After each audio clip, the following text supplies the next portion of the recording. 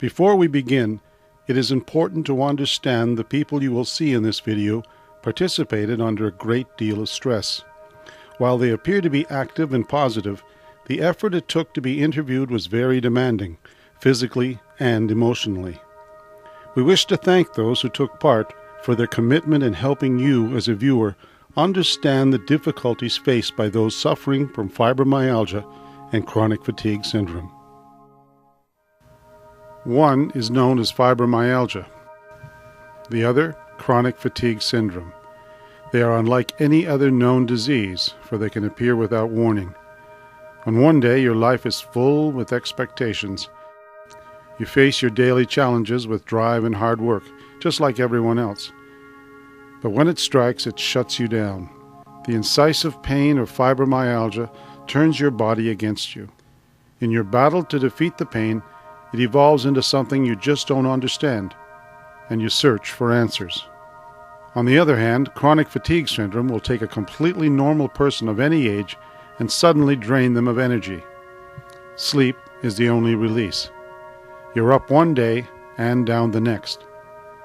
What makes these people different? Why does this happen? What's common about both of these issues is that each ailment has two complete opposite sides. The two faces of fibromyalgia and those suffering from chronic fatigue syndrome are as different as night and day. From one day to the next, it can happen at any time and last weeks and even years. In this video, we explore the symptoms and effects of fibromyalgia and chronic fatigue syndrome and show why it is necessary to work together to overcome these problems. With dialogue, understanding, and compassion, the future is hope. On Saturday, September 20th, 2008, a group of individuals came together to discuss a series of issues pertaining to these two serious medical problems. These people are just like you and me, except for one thing. They suffer from fibromyalgia and chronic fatigue syndrome. They are patients, caregivers, and doctors, each seeking in their own way an answer. Our organization has developed this video to help those in need who suffer from this disorder.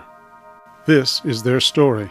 You can't really do much. You just sort of lie there and breathe, and you just realize that your capacities have totally been reduced and the scope of your life gets very reduced. So it's been very tired often. Before I got sick, I was a big walker and swimmer, and I used to walk about 5 miles a day, but it affected the muscles in my legs, and I lost all the muscles in my legs. I remember going to the doctor and her doing muscle tests and going, wow, you have no muscle left at all in your leg. It was like, wow, yeah, I guess not, because I couldn't walk. I did not want to be known as fibromyalgia. I wanted to be known as David Mann. I did not want to be identified by a disease. I wanted to be me. In modern times, problems extend to extreme pressure being put on family relationships. In the workplace, with over 1 million people affected, the loss of productivity of hard-working individuals is enormous. Fibromyalgia, in its most narrow definition, is widespread pain that has no other understandable cause and that persists longer than 6 months.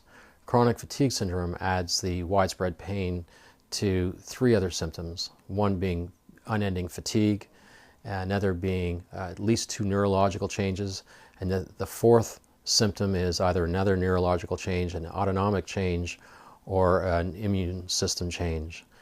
I just couldn't get out of bed. I couldn't, cognitively, you can't read, you can't watch TV, you can't speak. You're in pain.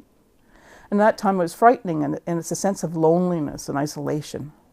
It's like mind-numbingly tiring because you get up and you're in pain, and you go to work and you're in pain, and you come home and you're in pain, and nothing you do makes it go away. And you can't do anything more than 20 minutes because you're in pain.